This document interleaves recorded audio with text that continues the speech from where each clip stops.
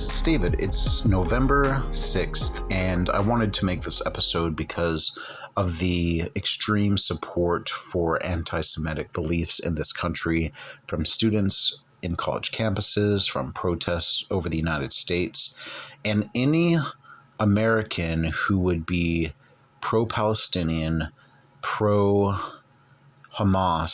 supporting the entire annihilation of the Jewish people from the river to the sea as they chant, have the same spirit as Nazi Germany. They're wanting to see these people, who are a minority, completely taken off the map. And it really has to end, because every political movement has started with the people, and it happened in Nazi Germany.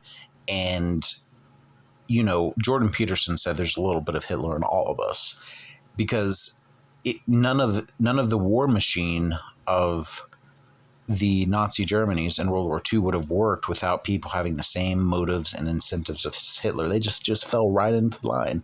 So when you actually have a cause like this to exterminate the Jewish people, and you have Muslim Americans fall into line and calling for the extermination of the Jewish people and calling for the extermination of the occupiers, it's a complete myth, because Israel was divided between the Palestinians and the Israelis after World War II to give the Israelites a homeland.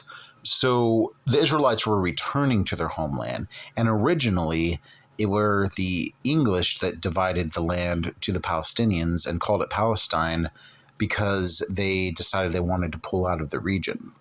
But originally it was the Israelites, and it's so far-fetched to believe that there are Muslim Americans who are actively protesting in support of terrorists. Well, they're in the most amazing, greatest country in the world, and they're protected with all these rights, and they wouldn't last one day in the Middle East. So we have to be very, very careful of what we listen to and how we interpret the situations, knowing that ultimately you cannot be racist.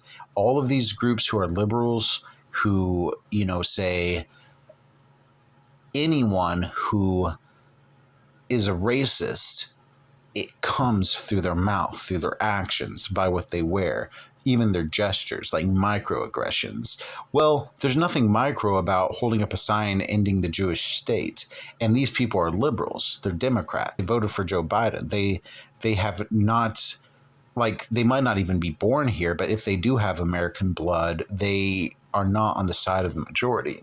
So, no, you cannot have people openly calling for the extermination of the Jewish people under the protection of the First Amendment. And I believe that they have the right to protest. Backlash should happen in their jobs, their places of employment, and if they go to college, they should be suspended or at least have disciplinary action for openly calling for the death of any minority group. Because you cannot have college students calling for the death of black people like the KKK did and expect for there not to be disciplinary action. And you cannot have them on college campuses calling for the death of Mexicans who are coming across the border, or any other ethnic group.